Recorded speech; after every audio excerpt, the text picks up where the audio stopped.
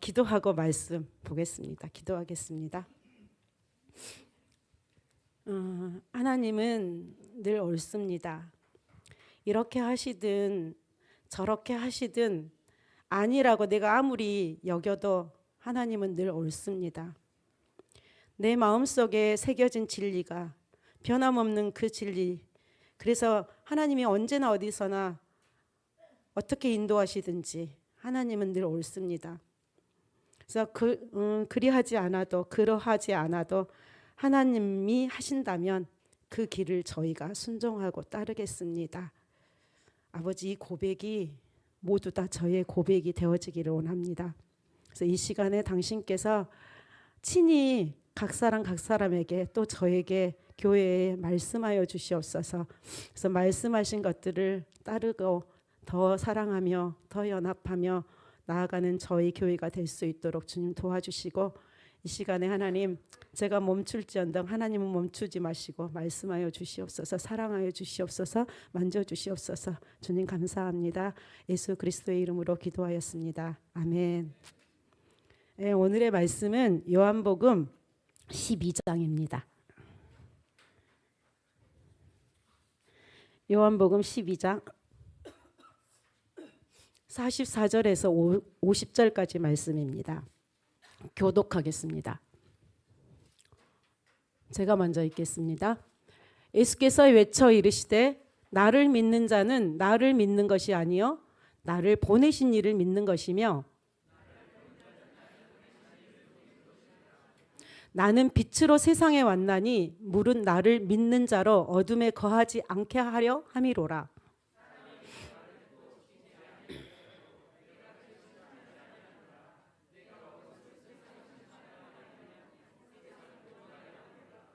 나를 저버리고 내 말을 받지 아니하는 자를 심판할 리가 있으니 곧 내가 한 그 말이 마지막 날에 그를 심판하리라.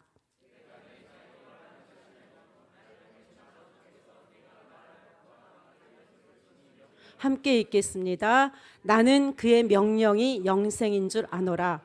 그러므로 내가 이르는 것은 내 아버지께서 내게 말씀하신 그대로니라 하시니라. 아멘. 오늘 말씀의 제목은 나는 그의 명령이 영생인 줄 아노라입니다. 우리는 너무 이 말씀을 잘 압니다. 명령이 내가 너에게 하는, 여기는 하나님이 예수님에게 하신 명령이 영생이다라고 하시는 건데, 예수님께서 많은 무리에게 마지막으로 크게 선포하시는 말씀인데 50장을 중심으로 그냥 제가 주신 대로 막 이야기하겠습니다. 멈추더라도 알아서 들으시기 바랍니다. 하나님이 주신 명령이 영생이다. 그러니까 누구의 명령이 영생이냐면 안재선 집사님이 혜원 집사님에게 하는 명령이 영생이 아니고 하나님이 혜원 집사님에게 하는 명령이 영생이라는 거예요. 그렇죠? 그래서 그분이 하라는 명령을 순종을 하면 영생이고, 하지 말아라 하고 하는 명령에는 하지 않는 것이 사는 거라는 거잖아요. 그게 영생이라고 하는 거잖아요. 근데 또 만일 하라고 했는데 안 하면 영생이 아니라 넌 죽음이야, 이런 거잖아요. 그리고 하지 말라는 것을 또 해. 그것도 뭐죠? 죽는 거잖아요. 지금 그 말씀이거든요. 근데 우리는 거듭난 그 하나님의 자녀들은 하나님이 우리에게 하신 명령이 그 영원한 생명, 또 영생임을 알고, 또 그분의 명령 자체가, 나에게 하시는 명령 자체가 영존하시는 그 생명의 말씀인지 알아요. 아시죠? 알아요. 그리고 이 요한복음을 보면 요한복음에는 수많은 영생에 대한 말씀들이 있어요. 그래서 이 말씀들을 쭉 찾아보면 우리의 존재 자체가 이 말씀들로 인해서 전혀 다른 존재로 바꾸어버린 능력들을 만날 수 있거든요. 그렇지만 아직 우리는 혼과 육을 가지고 있는 재성이 있는 존재이기 때문에 영생인 줄 아는데 아직 완성은 되지 않고 가고 있는 거잖아요. 그러니까 영생을 소유했어요. 소유했지만 주님이 말씀하시는 그 마태복음 5장 48절에 있는 것처럼 내가 완전한 것처럼 너희도 완전하라라고 하는 그 완전의 영생들을 향해서 우리가 가고 있어요. 기본적인 말씀은 그거 한번 볼까요? 요한복음 17장 3절에 보면 한번 같이 읽어보겠습니다. 영생은 곧 유일하신 참 하나님과 그가 보내신 자 예수 그리스도를 아는 것이니이다. 그래서 우리는 유일하신 참 하나님과 그가 보내신 자 예수 그리스도를 알죠. 그죠? 그래서 그게 영생이에요. 그런데 영생을 더 많이 이뤄가려면 더 어떻게 해야 될까요? 더 많이 알아가는 거잖아요. 지금 더 많이 알아가는 거. 근데 기본으로 이 영생을 소유한 사람은 우리가 너무 잘 고백하는 요한복음 3장 16절 뭐라고 하시죠? 하나님이 세상을 이처럼 사랑하사 독생자를 주셨으니 이는 저를 믿는 자마다 멸망하지 않고 영생을 얻게 하려 하심이라. 그래서 우리는 이미 이 말씀대로 우리가 받아들였기 때문에 영생을 소유했어요. 그리고 또 3장 36절에도 또 보면 아들을 믿으면 너에게 영생이 있어. 그렇죠? 영생이 있어. 그리고 내 말을 듣고 나 보내신 자를 믿는 자는 영생을 얻은 거야. 그래서 심판을 받지 않아. 지옥에 가지 않죠. 그죠? 우리는 생명 천국에 갈 수 있어요. 그리고 나는 하늘에서 내려온 살아있는 떡이야. 그래서 이 떡을 먹으면 영생해. 그래서 우리는 날마다 예수님이라고 하는 떡을 먹어요. 그죠? 그리고 내 살을 먹고 내 피를 마시는 자는 영생을 가졌다라고 해요. 가졌어요, 우리는. 그죠? 이 영생을 더 확대시키고 더 확장시켜 가는 것이 이제 그의 명령을 내가 얼마나 잘 따라가는가 이런 건데요. 그 요한복음 17장에 보면 요한복음 17장 6절, 7절, 8절에 보면 이런 말씀이 있어요. 좀 빨리 해야 되겠죠? 제가 그냥 읽을게요. 세상 중에서 내게 주신 사람들에게 내가 아버지의 이름을 나타내었나이다. 그들은 아버지의 것이었는데 내게 주셨으며 그들은 아버지의 말씀을 지켰나이다. 지금 그들은 아버지께서 내게 주신 것이 다 아버지로부터 온 것인 줄 알았나이다. 나는 아버지께서 내게 주신 말씀을 그들에게 주었사오며 그들은 이것을 받고 내가 아버지께로부터 나온 줄을 참으로 아오며 아버지께서 나를 보내신 줄도 믿었사옵나이다. 우리는 이렇게 믿죠, 여러분? 여기 있는 말씀대로 말씀도 믿고 하나님의 아들에게 그 말씀을 주셨다는 것도 믿고 이렇게 믿고 가고 있어요. 영생을 소유하면서. 그렇지만 주님이 우리를 더 많이 빚으시기를 원하고 주님이 더 많이 완전해지시기를 원하시는 그분의 명령들을 지금 따라가고 있어요. 성령을 따라가고 있거든요. 그래서 이제 그 말씀을 조금 해보려고 하는데 잘 될지 모르겠어요, 실은. 여기에 그의 명령은 영생인 줄 아노라. 아노라. 우리는 압니다. 그래서 항상 주님이 우리에게 말씀하시는 것은 옳습니다. 하나님 당신은 옳습니다. 당신이 말씀하신 것만이 영생임을 압니다. 당신이 명령하신 것만이 살 길입니다. 라고 고백합니다. 고백하시죠? 저도 맨날 그런데 나를 보면 그렇지만 나는 항상 주님처럼 옳지 않습니다. 옳지 않아요. 선악을 선택하라고 미혹하는 것들이 저희 삶 속에 너무 많아요. 너무 많고 생명나무 열매를 먹기보다는 보암직하고 먹음직하고 탐스럽게 보이는 열매들이 계속 나를 끌어당겨요. 그러시지 않나요? 저만 그런가요? 전 막 끌어당겨요. 그런 것들이.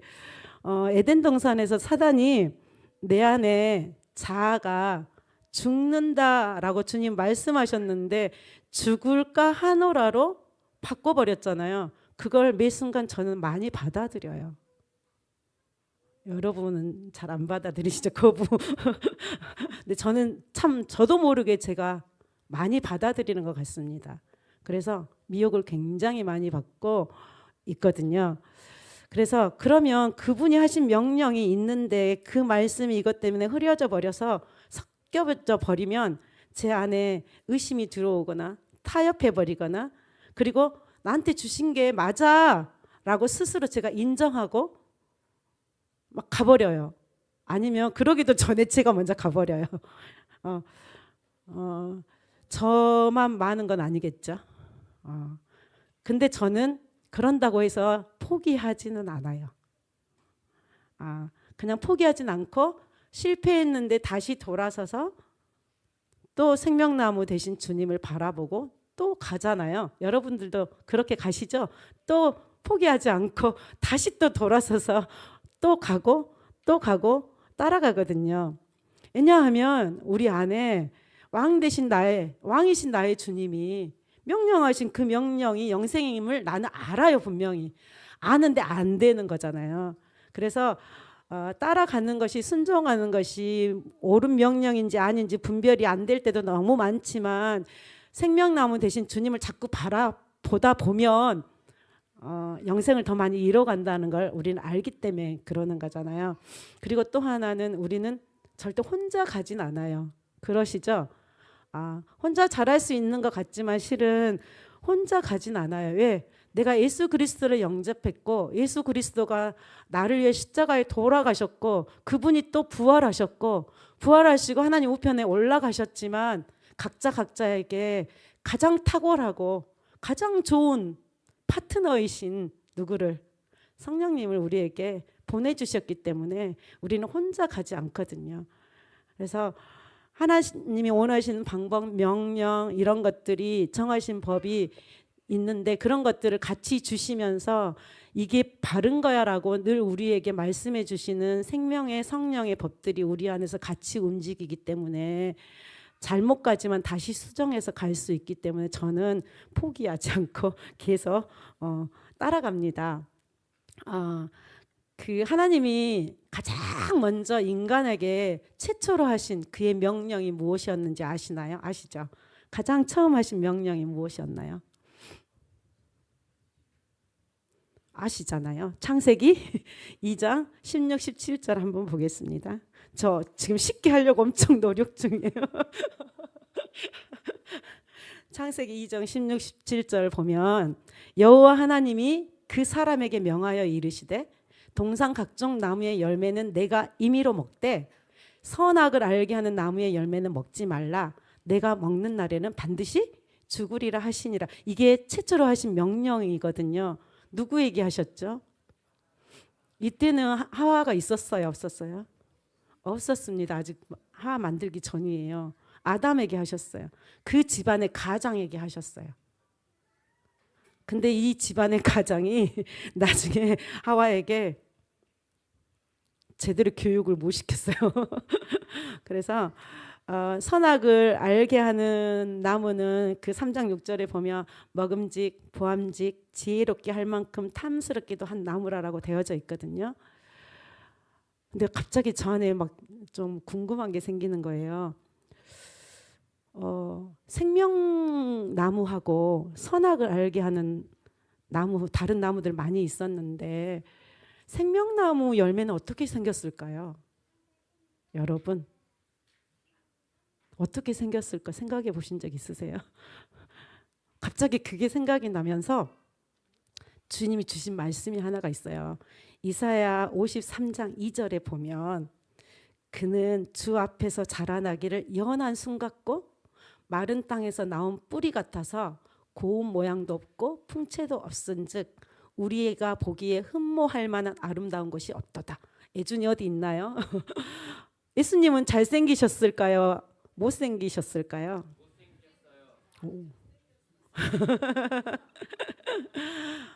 이사야 53장 2절 말씀을 보면 예수님이 잘생기셨나요? 흠모할 만한 아름다운 것이 없대요. 풍채도 없고 고운 모양도 없고 마른 땅에서 나온 뿌리 같고 아주 연한 순 같다고 이 말씀을 딱 주시는데요. 이랬을 수도 있겠다. 생명나무 열매는 진짜 이사야 53장 2절에 있는 것처럼 연한 순 같고 마른 땅에서 나온 뿌리들은 마른 땅에서 뿌리가 나오려면 여러분 어떻게 되는지 아세요? 완전히 막 꼬아져 가지고 꾸불꾸불해서 거기서 살아남아야 되니까 볼품이 없거든요. 그 모양도 없고 풍채도 없는 이 말씀이라면 흠모할 만한 것이 생명나무를 봤는데 없어. 근데 선악을 알게 하는 나무는 너무 탐스러워. 너무 맛있게 보여. 너무 막 복숭아 그 막 색깔 너무 예쁘잖아요. 막 뚝뚝 꿀이 떨어질 것 같. 그런 거야. 그러면 남편인 아담이 이브에게 말해줬어도 옆에서 어떤 걸 우리는 쉽게 볼까요? 우리의 본성은 생명나무 보기가 쉽지 않았겠구나 이런 생각이 들더라고요. 아, 예수님을 바라본다라고 하는 건 쉬운 일이 아니구나. 근데 우리는 예수님 보고 있으니 얼마나 큰 축복이에요. 아, 이런 생각이 들면서 아, 예수님 못생기셨나 보다. 그러면서 막 어떤 게 생각났냐면 저희가 청년 때는 그때는 되게 청년들이 많았잖아요. 그러면 이제 결혼 짝을 막 서로 교제하면서 만나는데 너무 신기한 게 조건이 다 갖춰진 형제들을 자매들이 원하더라고요. 조건이 다 갖춰진 그런 자매들이 있어요. 조건이 다 갖춰진 형제들을 원해. 근데 어떤 자매들은 조건이 좀 없어도 믿음이 있으니까 언젠가는 이런 것들을 하나님 만드시겠지? 하는 믿음을 가진 자매들이 있어요. 누가 결혼을 빨리 한지 아세요? 조건을 보지 않고 믿음을 받던 그 자매들이 결혼을 또 빨리 하더라고요. 그리고 결국은 그 형제가 조건이 만들어지더라고요. 그리고 세월이 흘러서 10년, 20년이 흘러서 소식을 전하는 걸 들으면 믿음의 생활을 잘 하고 있는 거예요. 우리 그게 막 생각이 나면서 어떤 조건도 예수님 이렇게 막 보기도 싫고 풍치도 없고 흠모할 만한 것이 없지만 선악처럼 너무 아름답고 지혜롭고 탐스러울 만하지만 이걸 선택한다라고 하는 이 믿음이 이게 무시할 게 못 되구나 이런 생각이 들었어요. 아, 그래서 실은 이브와 아담은 이 명령을 지켰나요? 지키지 못해서 어떻게 됐어요? 죽어버렸어요. 영생에 들어가지 못하고 영벌로 가버렸어요. 그래서 아담과 이브는 실은 하나님이 만들어 놓으신 그 멋진 에덴 동산의 모든 것들을 누릴 수 있는 인생의 모든 걸 누릴 수 있는 조건이 다 갖춰졌는데 이걸 선택함으로 인해서 이 모든 조건을 누리지 못하는 인생이 돼버린 거예요. 너무 예쁜 색깔별로 예쁜 그 털실들이 있는데 이 털실들을 하나하나 풀어서 가야 되는데 이 털실을 풀었는데 잘못 풀어서 이게 다 엉켜버린 거예요. 엉켜버린 실타래가 돼버린 거죠. 영벌로 들어갔으니까 저한테 엉킨 실타래라고 막 생각나게 하셨거든요. 그래서 하나님께서 그냥 먹지 말고 이거 먹어 다른 거 다 먹어 했는데 보암직 먹음직한 걸 선택했다가 하나님이 말씀하신 대로 하지 않아서 에덴에서 영생이 아닌 영벌로 들어가 버렸는데 지만 들어가면 되는데 아담과 하와의 후손인 우리까지 우리의 모든 인생이 어떻게 돼 버렸어요? 엉켜버렸어요. 엉킨 실타래가 되어서 꼬여버렸잖아요. 인생이 다 꼬여버렸어요. 그래서 하나님은 또 너무 사랑이 많으셔서 이 엉켜진 이 인생들을 다시 하나씩 하나씩 원래대로 풀어내고 싶으셔서 계속 우리에게 다가오셨잖아요. 아브라함을 부르시고 노아에게 방주를 주시고 신명기의 말씀들, 레위기의 말씀들, 제사하는 걸 다 주셨지만 한 번 엉켜버린 것들을 웬만큼 순종하지 않고는 풀어내지진 절대 안 됐죠. 제사의 규례를 통해서 덮으시긴 하셨지만 우리의 엉킨 실타래는 완전하게 풀어지지 않게 됐어요. 그래서 우리는 지금도 실은 엉킨 실타래 속에 얼마나 엉켰는지는 사람마다 다르겠지만 그래도 똑같이 다 엉켜 있는 것 같아요. 그래서 그 하나님이 정하신 법을 따르지 않고 자신의 방법을 따라가는 그 지성으로 우리는 다 엉킨 인생을 살고 있었는데 그래서 하나님이 쫓아내 버리시잖아요. 관계가 끊어져 버렸는데 영벌 죽음으로 이렇게 가버렸는데 여기 있는 우리는 신기하게 너무 감사하게 하나님이 주신 그 엉킨 실타래를 여러분 풀어보셨나요? 저는 푸는 걸 좋아하거든요. 사람마다 풀면 잘 안 풀리면 대부분 어떻게 할까요? 가위로 잘라버리죠. 근데 자르는 것도 중요하긴 한 것 같아요. 왜냐하면 엉켜진 내 인생을 탁 잘라버리고 주님께 탁 돌아오면 얼마나 좋겠어요. 이것도 필요한 것 같긴 해요. 그러면 잘라서 그냥 버리는 사람도 있고 어떤 사람 잘라서 거기서 찾아내서 서로 어떻게 해요? 묶어요. 그쵸? 매듭으로 묶어서 쓰는 사람도 있고 다 달라요. 사람마다 엉킨 것을 푸는 방법은 다 다르지만 아무리 잘라서 묶어도 매듭도 남아있고 처음에 온전한 상태로 되지 않아요. 아무리 열심히 내가 어떤 방법을 동원해도 엉킨 실타래를 완전하게 처음처럼 만들기는 안 되는 거죠. 안 되잖아요. 되든가요? 근데 내가 이제 어떤 실은 풀어지기도 하지만 우리의 인생의 실타래는 그런 것 같아요. 그런데 하나님이 이 실타래를 푸는 실마리를 주셨잖아요. 실마리라고 하는 거 아세요? 실마리가 풀렸다. 이게 엉킨 실타래에서 실마리를 찾는 거잖아요. 이게 실마리는 어떤 일이나 사건을 풀어나갈 수 있는 첫머리거든요. 해결점이에요. 그러니까 해결의 실마리가 보여. 이런 거죠.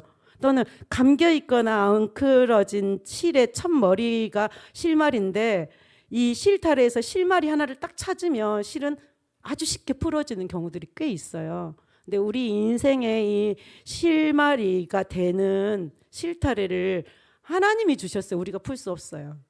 그렇죠? 우리는 풀 수 없어요. 하나님이 근데 그냥 주신 게 아니고요. 사랑으로 주셨어요. 생명으로 목숨으로 주셨어요. 당신을 죽이셔서 그 영벌의 죄를 당신이 짊어지셔서 당신의 몸을 죽이심으로 우리에게 내가 새 걸 줄게라고 풀어주신 거잖아요. 그래서 우리에게는 그 엉킨 인생의 실타래를 푸는 실마리를 우리에게 주신 걸 우리가 알고 그걸 받아서 우리에게 있는 실타래들을 계속적으로 우리는 이 실을 버리지 않을 거예요.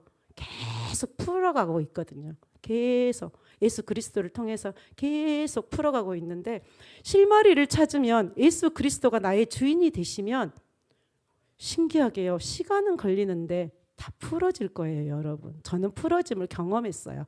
그의 명령이 영생을 안으로 것처럼 아는 것들이 증가하고 있는 중이에요. 된다. 요만큼 풀었네. 안 되는 것 같은데 더 풀어졌어. 더 길어졌어. 이런 것들을 경험할 수 있어요. 경험하시잖아요, 지금. 그래서 예수 그리스도를 내가 만났다 그러면 여러분은 대박을 맞으신 거고 실타래가 계속 풀어지는 것을 경험하고 계실 거예요. 혹시 그러지 않은 분이 있다면 내 인생이 너무 엉켜버렸어. 나는 어떻게 할 수 없어. 그러면 예수님을 왕으로 꼭 많이 모셔드리셔서 이 실타래가 풀리는 경험들을 많이 해서 자유롭게 되어지는 생명이 되어지기를 축복합니다. 그래서 엉킨 것들이 계속 풀어지면 생명나무 대신 예수 그리스도를 바라보고 있으면 계속 풀어져요. 그래서 계속적인 영생과 자유가 되시는 예수님을 끊임없이 바라보고 또 바라보기만 해갖고 뭐 있어요? 바라보면 뭐 해야 돼요? 애들이 아빠를 왜 바라봐요? 뭐 주실까? 뭐라고 하시느라고 바라보는 거잖아요. 그러면 이제 내가 풀려고 하는 실마리가 내가 됐으니까 이제는 있잖아. 이제까지 죽어버렸던 너의 모든 것들을 다시 새롭게 살려내 보자. 그러려면 주님, 저는 제가 풀어보려고 했던 인생이 안 풀렸어요. 그러니 주님이 말씀하시는 것을 제가 듣고 한 번씩 하나씩 그거 아니야. 이 방법으로 풀어봐. 그거 아니고 이 방법이거든. 이렇게 말씀하시는 것을 듣고 그대로 따라가면 풀어질 거잖아요. 이게 믿음이잖아요. 그래서 그의 명령들을 성령을 따라가라는 것처럼 그의 명령들을 잘 듣고 잘 풀어가시기를 축복합니다. 그런데 그의 명령을 내가 예수님처럼 100% 거룩하고 정결하고 순결하고 잘 들어서 쉽게 쑥쑥쑥 풀어가지는 게 아니니까 성령님 우리에게 주신 거잖아요. 생명의 성령 우리에게 오셔서 그분이 끊임없이 우리에게 명령하시는데 나는 아직도 미혹이 많고 아직도 거룩함의 정도가 또 내 자아가 너무 많이 살아 있어서 이게 잘 섞여 버리지만 그래도 포기하지 않고 주시면 또 가고 주시면 또 가고 이렇게 가고 있거든요. 근데 주님은 계속 저에게 내 말을 들으면 살아나. 내 말을 들으면 성희야 계속 살아날 거야. 내 말을 들으면 안명섭 너 계속 살아날 거거든 하고 계속 우리에게 막 말씀하신단 말이에요. 내 말을 좀 들어봐봐. 내 말 좀 들어봐. 이렇게 그래서 주님이 말씀하신 그 말씀을 듣고 가면 계속 살아나는 걸 경험할 겁니다. 제가 보장할 수 있어요. 제가 가봤거든요. 지난주 목요일에 김준탁 장로님께서 저녁에 말씀을 전하셨어요. 사무엘하 6장에 있는 말씀을 전하셨는데 제가 그 말씀을 몇 분이 들었는데 내가 주일날 하는 말씀을 왜 하고 계시는 거야 제가. 그래서 입으로 장로님 좀 나와서 그 말씀 다시 좀 해볼래요. 제가 했는데 안 하시겠다고 하셔서 제가 잠깐 그 이야기를 하고 넘어갈게요. 사무엘하 6장 1절에서 15절 말씀을 보면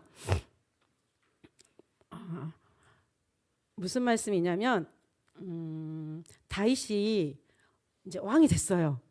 하고 나라를 다 평화롭게 만들었어요. 이제 왕이 된 후에 나라 상황이 다 안정이 됐어요. 다윗의 마음에 제일 먼저 이걸 해야 되겠다 하는 생각이 든 거예요. 하나님 주셨겠죠? 그게 뭐였을까요? 여기 있는 거예요. 6장 1절 보면 다윗이 이스라엘에서 뽑은 무리 3만 명을 다시 모으고 이스라엘 무리 중에서 진짜 괜찮은 사람 3만 명을 모으고 자기하고 함께 있는 사람과 더불어서 바알레 유다라고 하는 곳으로 가서 하나님의 궤를 메어오려고 하는 마음을 하나님이 주셔서 하나님의 궤를 메어오려고 다 계획을 세웠어요. 그래서 벗기죠. 이게 메어와야지 하고 다시 계획을 세웠는데 사람들을 엄청 모으고 악기 또 노래 부르는 사람 뭐 자손들 다 모았어요. 그 다음 볼까요? 3절.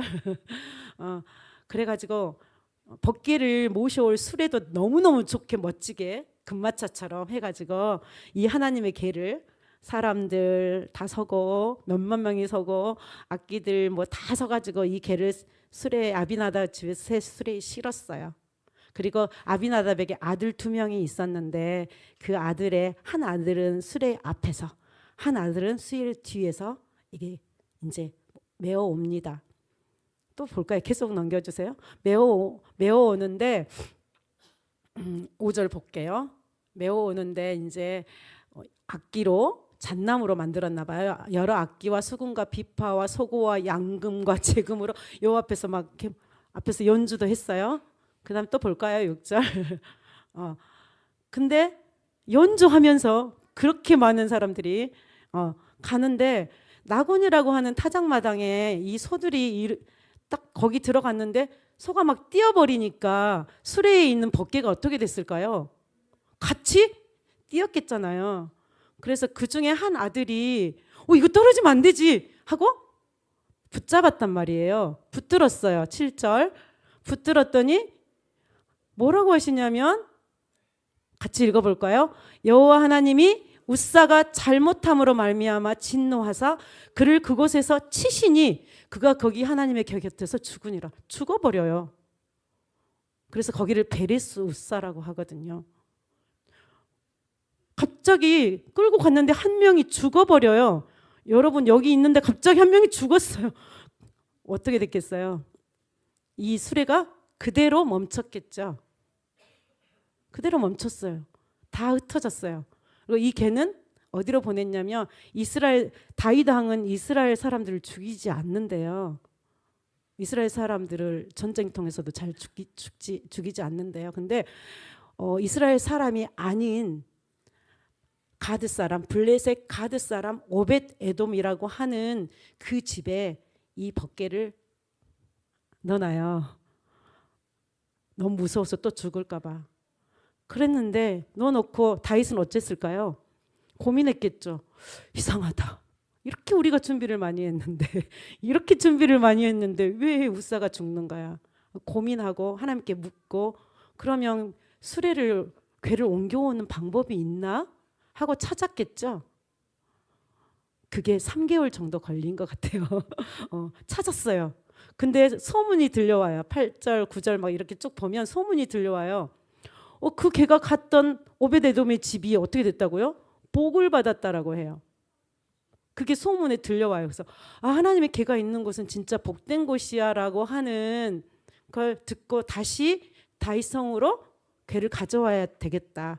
근데 왜 그때 우사가 죽었는지에 대해서 다윗은 그 3개월 동안 알게 돼요. 알게 됩니다. 알게 돼서 그 방법대로 9절, 10절 이렇게 쭉 보면 나오거든요.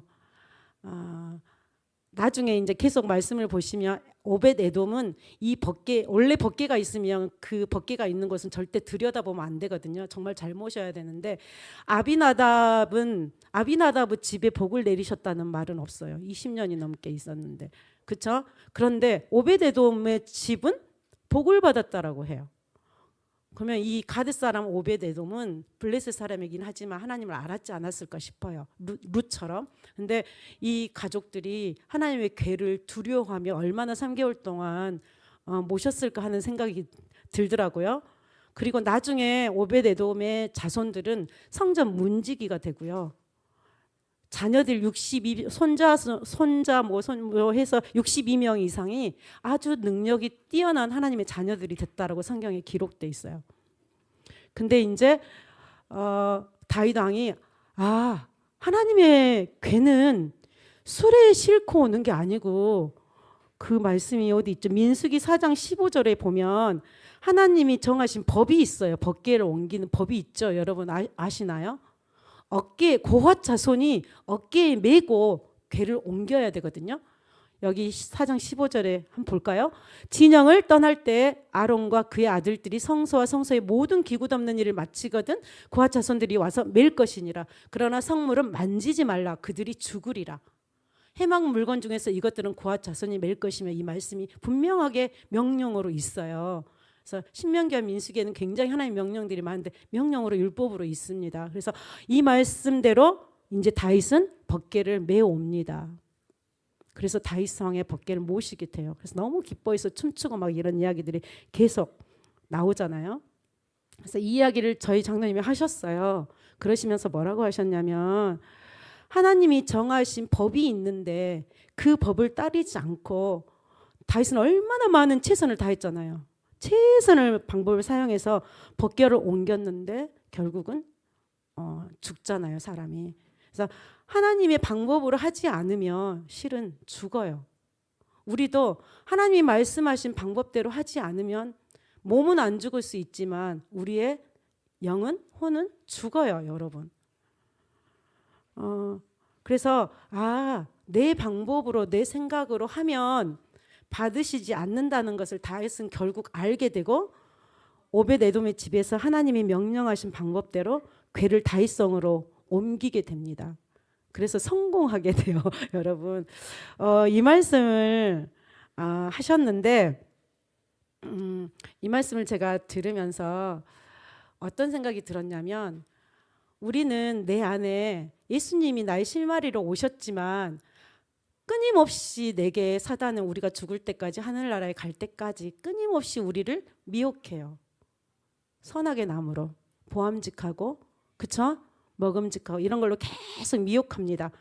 그래서 실은 1%라도 내 것이 섞이면 미혹이 돼요. 하나님 말씀하셨지만 생명의 성령이 내 안에 계셔서 내게 말씀하셔도 섞이면 미혹이 됩니다. 그렇지만 우리는 순종해요.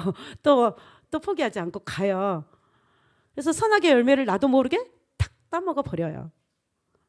근데 이제 이걸 안 먹으려면 내가 더 하나님 앞에서 거룩해져야 되고 정결해져야 되고 이렇게 가야 되는 거잖아요. 그래야 미혹을 덜 받는데, 특별히 이제 저희 장남이 그런 말씀을 하셨어요. 마태복음 그 5장 17, 18절에 보면 아까 다윗 이야기를 했는데, 다윗이 자기 안에 주신 마음대로 했지만 죽었단 말이에요. 그래서 다윗은 다시 하나님이 뭐라고 하셨는지를 명령을 찾았어요. 그래서 다윗의 마음과 하나님의 명령이 일치돼서 궤를 제대로 옮길 수 있었거든요. 그래서 우리는 실은 성령을 따라서 가는 삶을 계속 연습을 하고 있지만 마태복음 5장 17, 18절에 보면 거기 한번 띄워주실래요? 내가 율법이나 선지자를 폐하러 온 줄로 생각하지 말아라. 완전하게 하기 위해서 율법을 줬어. 그리고 율법의 1.1획도 결코 없어지지 않고 다 이룰 거야 라고 주님은 말씀하셨어요. 그리고 로마서 8장 4절에도 보면 육신을 따르지 않고 그 영을 따라 행하는 우리에게, 우리 육신 안 따르고 계속 영을 따라가요. 행하는 우리에게 주님은 율법의 요구까지 이루어지게 한다고 하세요. 맞죠? 네.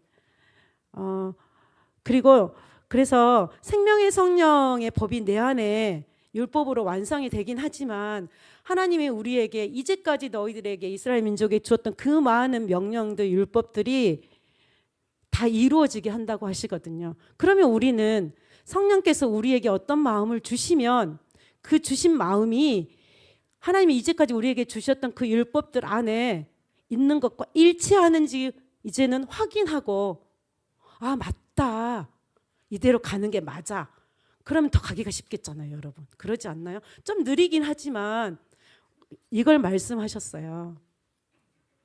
그의 명령이라고 성령께서 내게 주셨으니까 이대로 해가 아니라 이제는 주셨는데 나는 미혹된 존재이기 때문에 이게 진짜 맞는지 검증하는 말씀, 성경, 율법, 이것과 같이 가야 된다라고 하는 거죠. 그래서 하나님은 생명의 성령의 법으로 내 안에 율법을 완성하셨지만 그 이제까지 주신 율법의 요구를 완전하게 하러 하셨다고 하시거든요. 그래서 성령이 내 안에 말씀하실 때 율법의 말씀과 정말 일치하는지 꼭 확인하고, 저도 더 많이 확인하고. 왜? 나는 예수님처럼 완전하지 않잖아요. 근데 한번 확인하지 않고 가버리면요, 이렇게 미혹된 길로 내가 계속 가버리면 되돌아올 때 너무 엉켜버렸잖아요. 엉켜서 다시 되돌아오려면 자르든지 매듭을 묶든지, 이 매듭이 처음처럼 될 때까지 예수의 보혈과 성령의 기름 부으심으로 이 매듭을 점점 주님은 없게 하시겠지만 이미 자유와 생명을 더 많이 누릴 수 있는데 늦어지잖아요. 그래서 더 정확하게 그분의 명령이 영생임을 알게 되는 방법이 이거다라고 제게 그런 마음을 주셔서 제가 오늘 이렇게 선포합니다. 그래서 저도 그렇고 우리에게 어떤 마음, 생명의 성령의 법이 내게 마음을 주시면 꼭 하나님의 말씀과 일치하는지 확인하는 연습들을 더 많이 해서 이게 맞다라고. 왜냐하면 그게 정말 맞으면, 이것과 율법과 맞으면, 성경 말씀과 맞으면 우린 너무 더 담대해질 수 있거든요. 여기 있잖아, 이게 맞아, 내가 감동받은 게 맞았어. 그렇죠?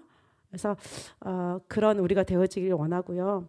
그래서 이제 제가 주님께 물었어요. 주님, 그러려면 어떻게 해야 되죠? 어떻게 해야 되죠? 했더니 요한복음 12장의 앞쪽에 보면 주님이 제자들에게 이런 말을 해요. 한 알의 밀이 땅에 떨어져 죽으면, 이 한 알의 밀알을 이야기하시거든요. 죽으면 죽어요, 그냥. 그런데 신기하게 땅속에 죽은다고 묻었더니 시간이 지나면 싹이 올라와요. 다시 새 생명이 되는 거죠. 네가 계속적으로 네 자아와 네 생각을 계속 죽이면 그게 새싹으로, 새 생명으로 올라올 때가 있어. 그거 더 많이 연습했으면 좋겠어. 이 말씀을 하나 하셨고, 또 하나는 친해지는 게 필요해. 친해져야 되잖아요. 친해져야 되거든요. 저희 집에 어떤 녀석이 저한테 이런 말을 해요. 저의 가장 친한 짱 친구는 누구일까요, 여러분?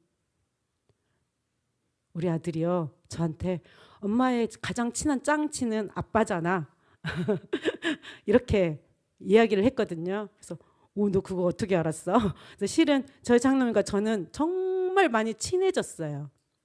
친해져서 많은 이야기들을 이제 진짜 나눌 수 있는 관계들로 계속 가고 있거든요. 정말 하나님이 우리에게 말씀하시는 그 명령들이 제대로 되려면 누구랑 친해져야 돼요? 하나님과 계속 친해져야 돼요. 하나님과 친해지지 않으면 계속 미혹입니다. 계속 다른 길로 갑니다.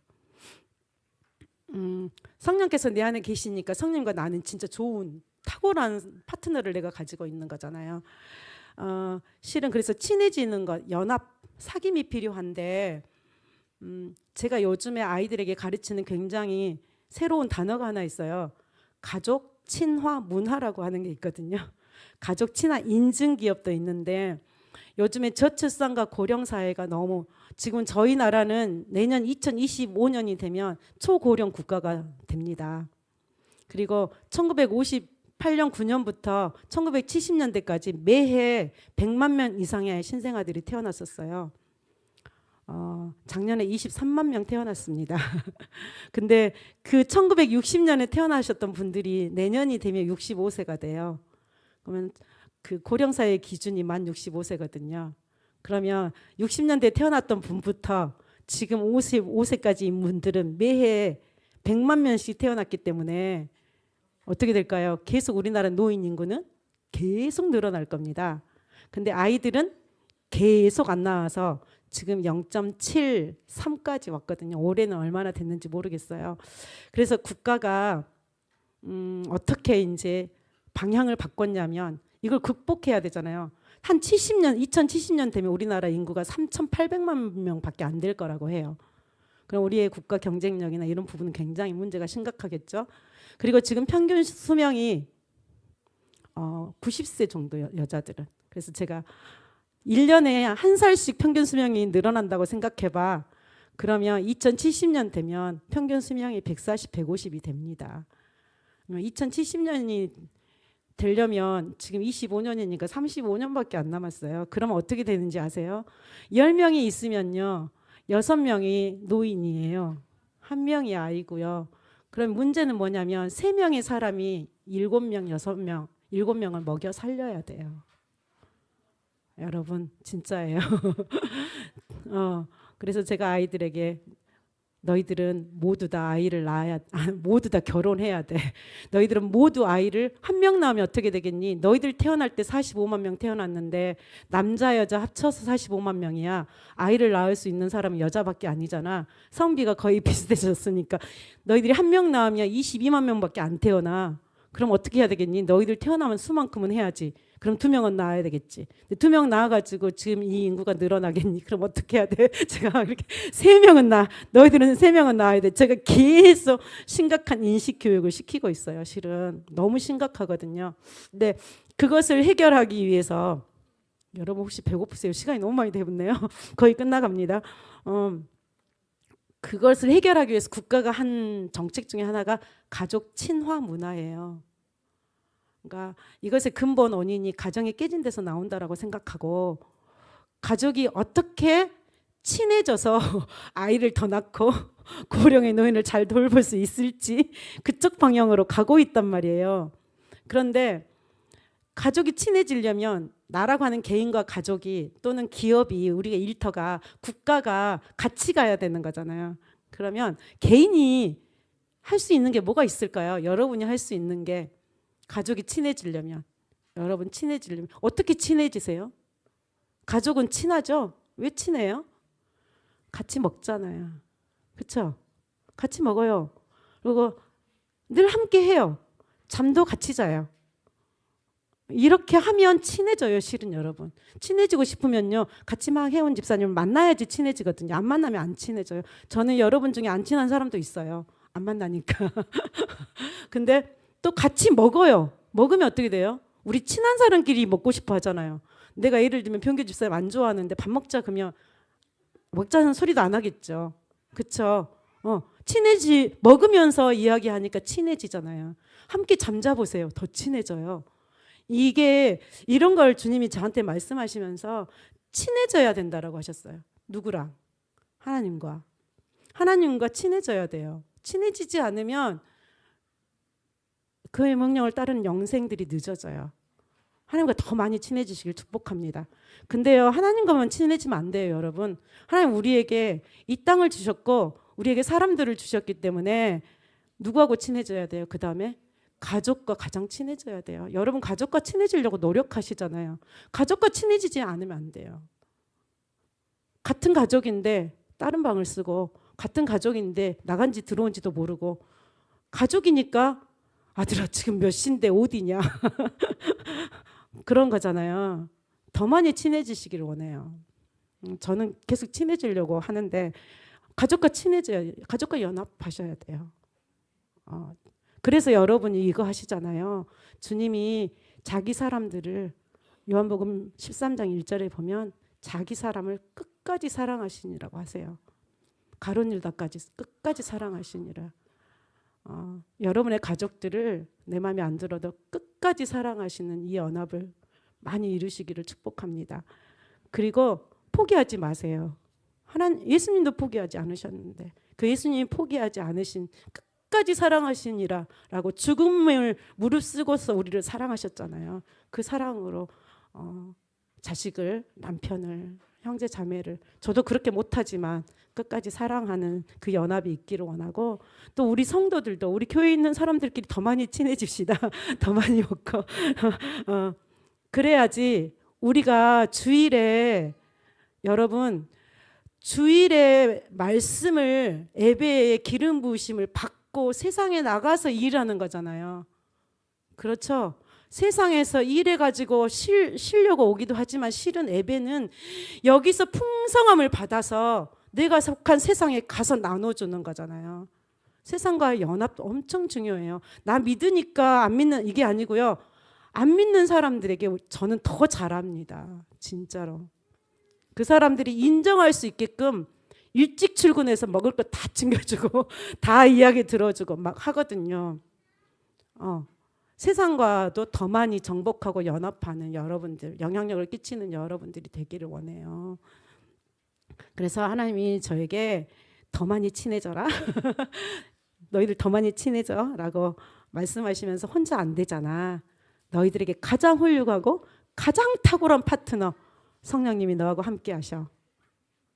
그래서 더 많이 친해지는 여러분이 되기를 원하고, 그 연합의 시작이 예배라고 하는 사실들을 절대 잊지 말고, 할 수 있는 한 여러분들이 정말 영생을 더 많이 소유하고 누리고 싶다면 모든 예배 자리에 힘을 내서 나와서 그 예배의 기름 부음을 받고 승리하는 여러분 모두가 되시기를 축복합니다.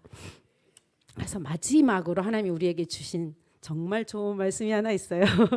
그거 주셨어요. 시편 133편 읽고 끝내겠습니다. 시편 133편 같이 한번 읽어보겠습니다. 보라, 형제가 연합하여 동거함이 어찌 그리고 선하고 아름다운고, 머리에 있는 보배로운 기름이 수염 곧 아론의 수염에 흘러서 그의 옷깃까지 내림 같고, 헐몬의 이슬이 시온의 산들에 내림 같도다. 거기서 여호와께서 복을 명령하셨나니 곧 영생이로다. 아멘. 여기에 시온의 산들은 교회입니다. 주님. 하나님의 뜻대로 살아가는, 하나님의 다스림을 받는 믿음의 공동체, 거기에서 하나님이 복을 명령하십니다. 여러분, 여기에서, 교회에서 하나님이 말씀하시는 그 예배 가운데 여호와께서 여러분에게 복을 명령하신답니다. 주신답니다. 영생의 복들을 더 많이 누리시는 여러분이 되기를 원해요. 우리 그렇게 함께 연합해서 갔으면 좋겠습니다. 아멘. 아까 우리 특성했던 찬송가 436장 찬송하겠습니다. 헌금 봉헌해 주세요. 나 이제 주님의 새 생명 얻고 내 탓을 지나고 새 사람이로다. 그 생명 내 맘에 강같이 흐르고 그 사랑 내게서 해같이 빛난다. 영생을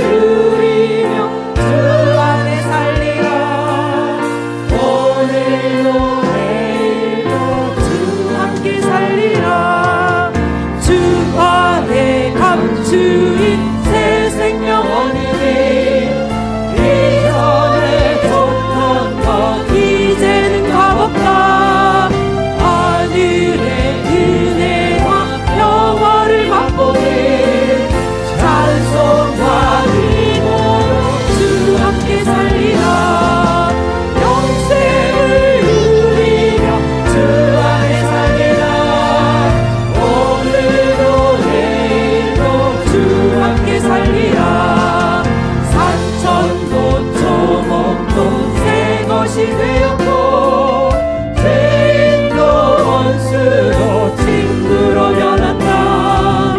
새 생명 얻은 자 영생을 누리니 주님을 보신 맘 새 하늘이로다.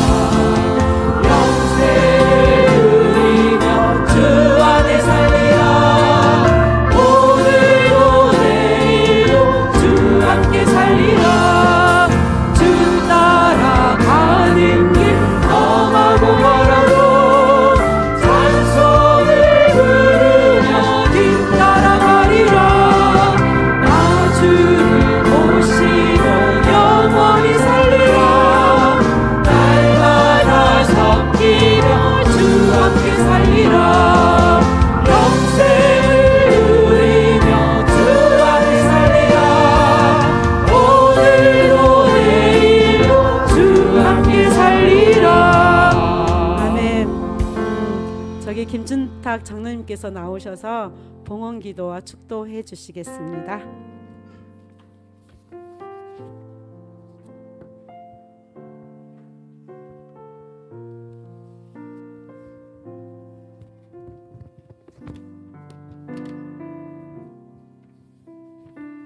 기도하겠습니다. 주님, 오늘 세우신 주의 애종을 통하여서 우리에게 주신 주님의 말씀을 기억합니다. 나는 그의 명령이 영생인 줄 아노라. 그러므로 내가 이르는 것은 내 아버지께서 내게 주신 내게 말씀하신 그대로니라 하시니라. 영을 따라 사는 우리의 삶이 더 거룩하고 정결해지게 하셔서 주님과 같이 아버지 하나님의 뜻으로 나타나 열매 맺는 신앙의 삶이 되게 하옵소서. 우리의 자아의 음성은 점점 없어지게 하시고 오직 성령의 음성을 정확하게 듣는 거룩한 영성이 되게 하시옵소서. 이 시간 주님께서 주신 물질을 기쁨과 감사함으로 드립니다.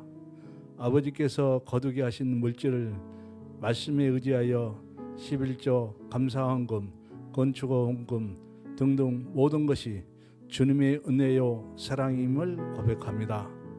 주님, 이 물질이 쓰여지는 곳에 또한 주님의 역사가 있게 하시고 드린 손길에는 천배만배 축복하시고 자자손손이 주님의 사랑과 정의와 공의가 온전히 나타나게 하옵소서. 주 예수 그리스도의 이름으로 기도하옵고 이제는 우리 주 예수 그리스도의 은혜와 하나님의 사랑과 성령의 교통하심이 이곳에 모인 사랑하는 성도들과 가정과 일터 위에 이제부터 영원까지 함께 하시기를 간절히 축원하옵나이다. 아멘.